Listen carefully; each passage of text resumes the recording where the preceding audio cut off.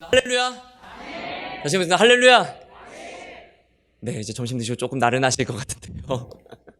그래도 하나님의 말씀 가운데 크신 은혜가 우리에게 임할 줄 믿습니다. 오늘 말씀의 제목이 누군가 날 위하여라는 제목인데, 혹시 찬양 좋아하시는 분들은 아실 텐데요. 누군가 널 위하여라고 생각하실 텐데, 오늘은 누군가 날 위하여라는 제목으로 말씀을 나누고자 합니다. 지난 주일이 추수감사절이었습니다.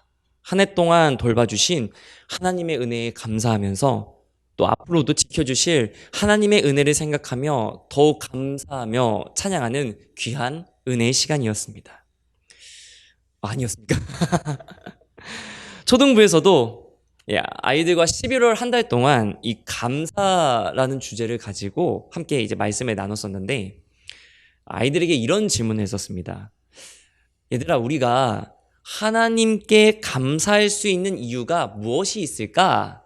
이렇게 질문했었던 적이 있습니다. 아이들이니까 여러 대답이 나왔습니다.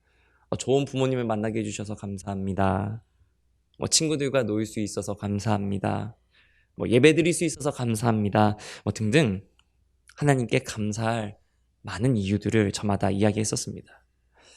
그런데 참 개구쟁이 같은 친구가 한 명 있어요. 참 개구쟁이 같은 친구가 있는데, 그 친구가 한 대답이 몇 주가 지금 지났는데도 아직도 지금 강렬하게 기억이 나고 있습니다. 그 친구가 평소엔 잘 안 그러는데 갑자기 손을 번쩍 들더라고요. 그래서 번쩍 손 들어서 자기도 대답하고 싶다고 손을 들었습니다. 또 어떤 엉뚱한 대답을 할까 마음속으로는 그렇게 생각하면서, 그래 한번 얘기해봐. 어떻게 왜 하나님께 우리는 감사할 수 있을까 한번 물었는데, 그 친구가 이렇게 대답을 했어요. 하나님께서 나를 위해 기도해 주셔서 감사해요. 그 친구가 예배 때 전혀 안 그러거든요. 막 엄청 뛰어다니고 장난꾸러기인데, 그 대답을 듣는데 제가 진짜 뭔가를 이렇게 콕 맞은 것처럼 너무 충격이었어요. 우리 아이들도 그냥 어린 아이들이 아니라 아이들도 믿음이 충분히 가질 수 있고, 아이들도 예수님 만날 수 있고, 아이들도 은혜 받을 수 있구나. 정말 그걸 다시 한번 되새기는 귀한 시간이었습니다. 참 그 대답을 하고 나서 제가 감동을 받았는데, 그날 예배도 역시나 열심히 뛰어다니더라고요. 그래서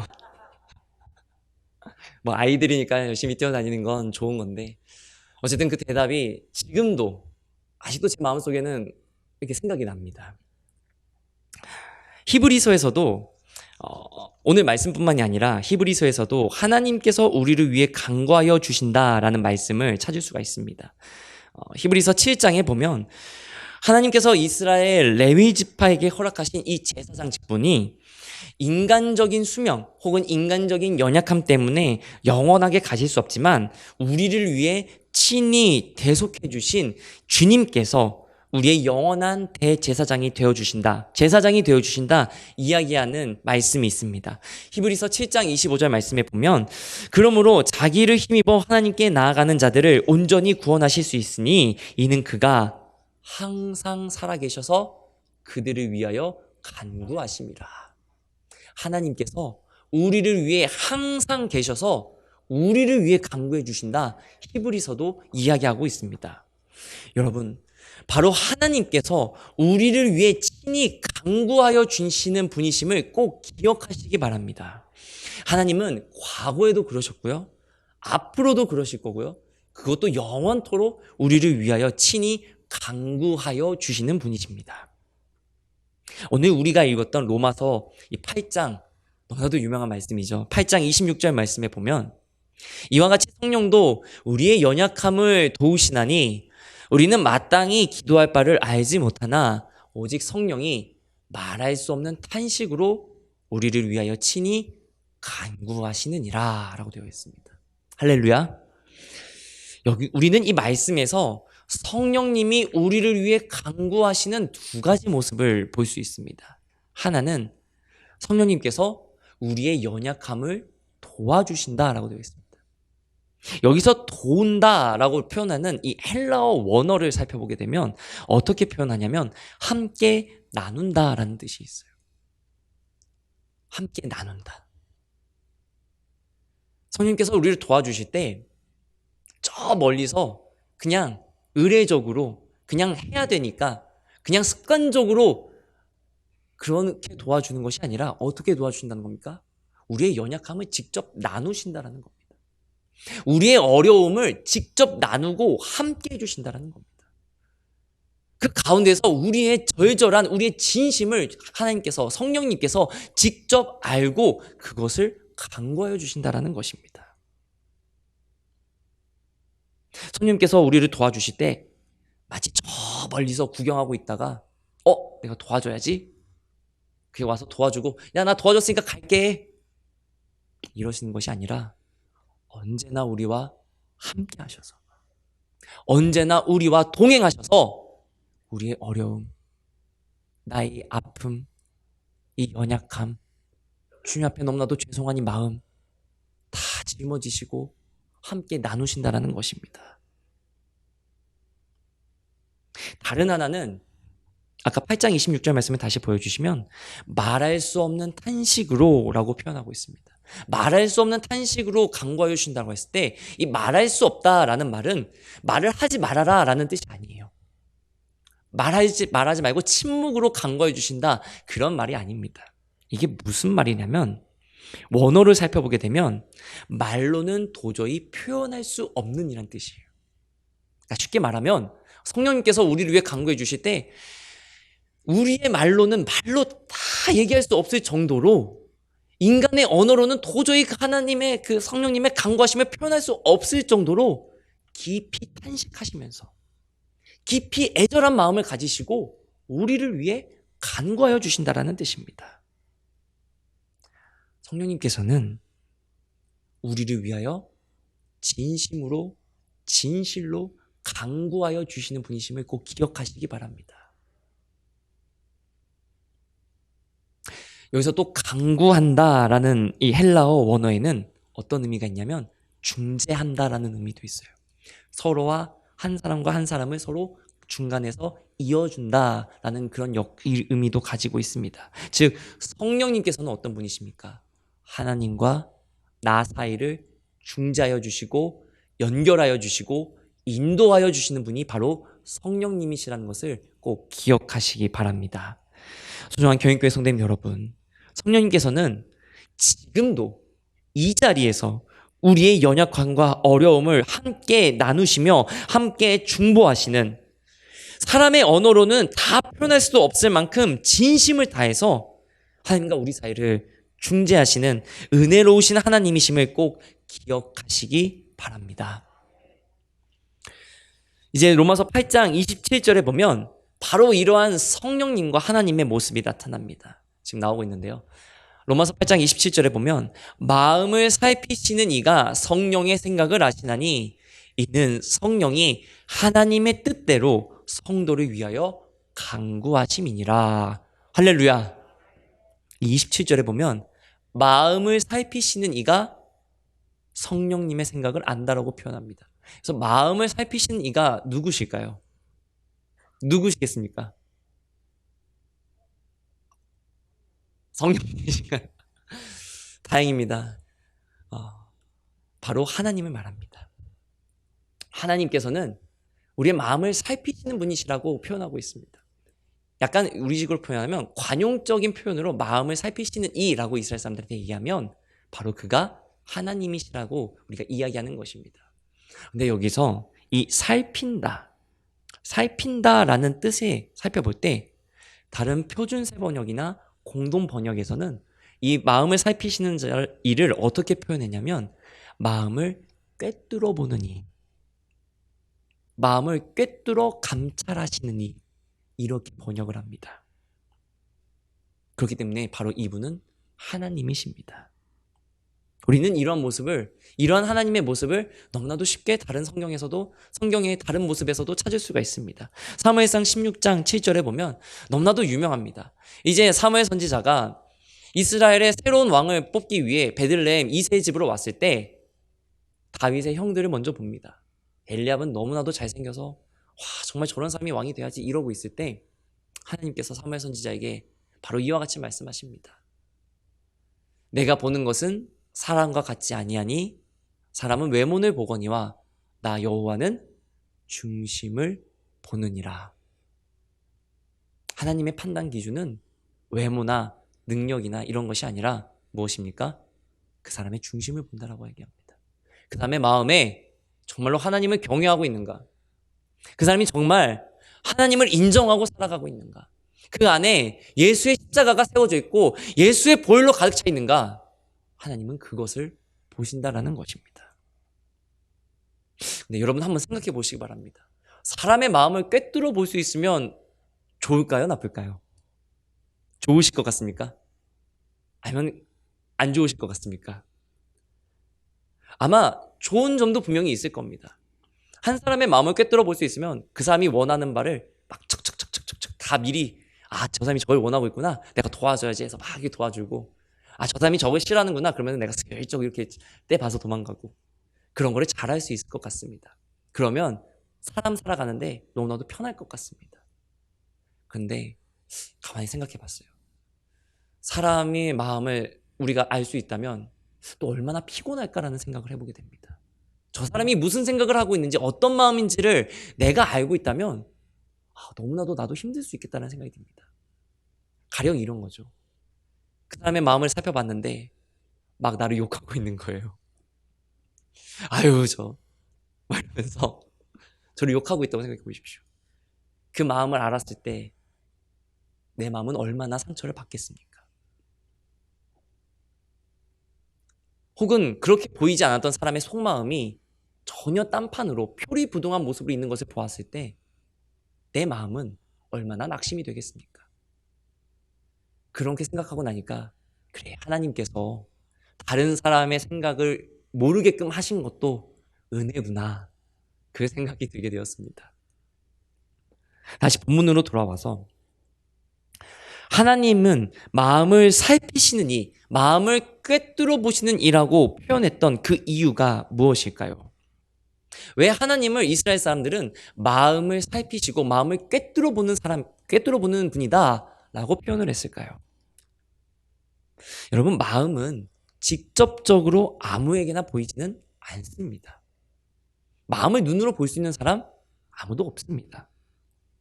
다만 우리는 한 사람의 행동과 언행 그리고 그 모습을 통해서 그 사람이 어떤 마음을 가지고 어떤 생각을 가지고 있구나를 가만히 생각해 보게 되는 것입니다.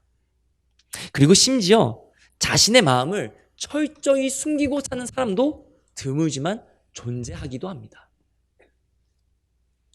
하지만 하나님께서는 그 모든 사람의 마음을 꿰뚫어 본다라고 말씀하고 계십니다. 그것은 어떠한 의미인가 하면 하나님 앞에서는 그 어떠한 것도 감출 수가 없다는 것입니다.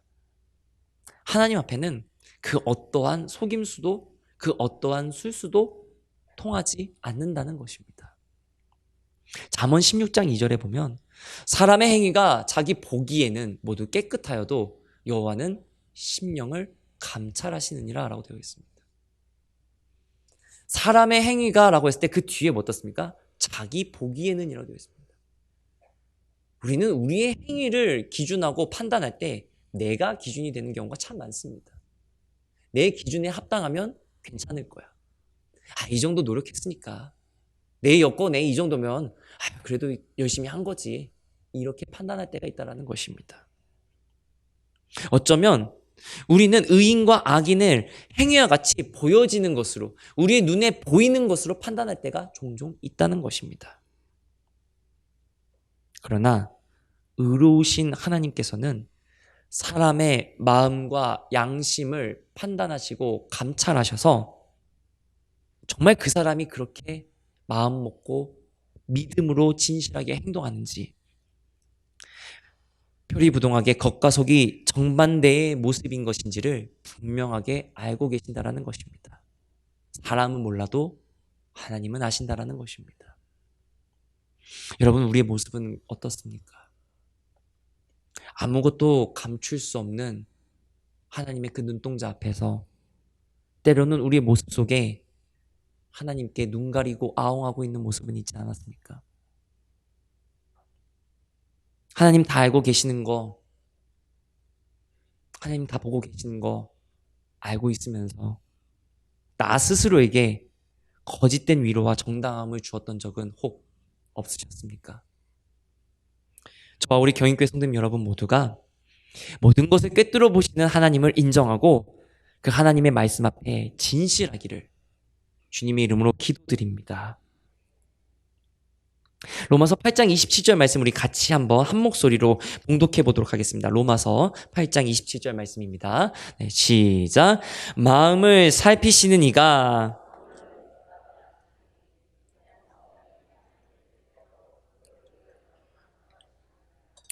아멘. 하나님께서는 하나님의 뜻대로 우리를 위하여 간구하여 주시고 하나님과 우리 사이를 중재하여 주시는 성령님의 생각이 무엇인지, 그 간구함이 무엇인지 분명하게 알고 있으시다는 겁니다. 근데 성령님의 생각과 성령님의 마음이 무엇입니까? 바로 우리의 간구하는 기도의 제목이라는 것입니다. 우리의 어려움이라는 것입니다. 내가 하나님 앞에 간절히 붙잡고 나아가고 있는 그 간절한 부르짖음이라는 것입니다. 아까 우리가 8장 26절에서 뭐 했습니까? 성령님께서는 우리의 연약함을 친히 직접 나누고 그것을 위해 간구하여 주시는 분이라고 했습니다. 그렇다면 성령님이 가지고 있는 생각은 무엇이겠습니까? 바로 내가 가지고 있는, 내가 하나님께 올려드리고 있는, 내가 하나님께 믿음으로 가지고 나아가는 그 간절한 믿음의 제목들이라는 것입니다. 마태복음 21장 22절에 보면 우리가 참 기도할 때 많이 붙잡고 하는 말씀이죠. 너희가 기도할 때에 무엇이든지 믿고 구하는 것은 다 받으리라 하시니라. 할렐루야! 할렐루야! 그렇습니다. 하나님께서는 우리의 기도의 제목, 우리의 간구, 우리의 소망, 믿음으로 바라는 원하는 것들에 대해 분명하게 알고 계신다는 사실을 꼭 믿으시기 바랍니다. 믿음은 바라는 자들의 실상이요 보지 못하는 것들의 증거다라고 했습니다. 성령님께서는 사람의 말로는 다 표현할 수 없는 그 간구하심으로 지금도 이 순간에도 하나님께 우리의 연약함과 간구하는 기도의 제목과 그 소망들을 올려주시고 하나님께서 그 성령님의 생각을 다 알고 계셔서 우리를 위해 중보하여 주신다고 했습니다. 그렇다면 과연 그 모습, 우리의 모습은 어떠해야 되겠습니까? 로마서 8장 28절에 보면요. 우리가 알거니와 하나님을 사랑하는 자, 곧 그의 뜻대로 부르심을 입은 자들에게는 모든 것이 합력하여 선을 이루느니라. 하나님을 사랑하는 자. 저는 저와 우리 교인교회 성도님들은 하나님을 사랑하는 자이신 줄 믿습니다. 믿습니다. 하나님을 사랑하는 자는 또 누구입니까? 그의 뜻대로 부르심을 입은 자들입니다. 하나님의 뜻대로, 하나님의 부르심을 입어서 하나님의 자녀가 된, 구원받은 바로 우리를 말하는 것입니다. 우리가 합력하여 선을 이룬다라고 이렇게 표현을 할 때 우리는 이걸 보통 서로가 서로를 도와서 하나님의 뜻을 이루어가는 것이다 라고 생각합니다. 맞습니다. 우리는 그리스도 안에서 한 몸이고 한 지체입니다. 너와 내가 따로 없고 교회 안에서는, 믿음 안에서는 우리가 한 지체가 되어야 됩니다. 그렇기 때문에 우리는 한 마음 한 뜻으로 하나님의 일을 기쁨으로 감당해야 됩니다. 그런데 여기서 말하는 이 합력이 과연 어떤 합력일까요? 그냥 내가 여유가 돼서 집사님 오늘 제가 시간이 되니까 좀 도와드릴게요 하는 이런 여유일까요? 아니면 어떤 합력일까요? 하나님의 자녀가 된 우리의 삶에는 사실 어려움이 되게 많습니다. 예수님을 믿었는데, 예수 믿으면 구원받는데, 예수 믿으면 복을 받는다 알고 있는데 사실 삶이 어렵습니다. 믿음 지키고 사는 삶 참 어렵습니다.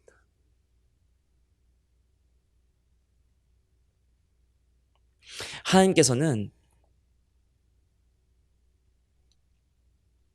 그럼에도 불구하고 우리를 지켜주시는 분이신 줄 꼭 기억하시기 바랍니다. 세상 사람들은 자기의 정욕을 쫓아 마음껏 즐기면서 살아갑니다. 그리고 그것이 당연한 줄 압니다.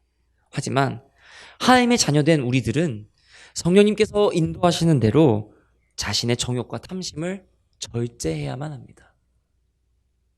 우리의 욕심을 절제하면서 하나님의 법을 따라 산다는 것 어려운 일입니다. 때로는 그래서 세상 사람들로부터 어떻습니까? 조롱받기도 합니다. 비웃음을 받기도 하고요. 심지어 외면을 당하기도 합니다.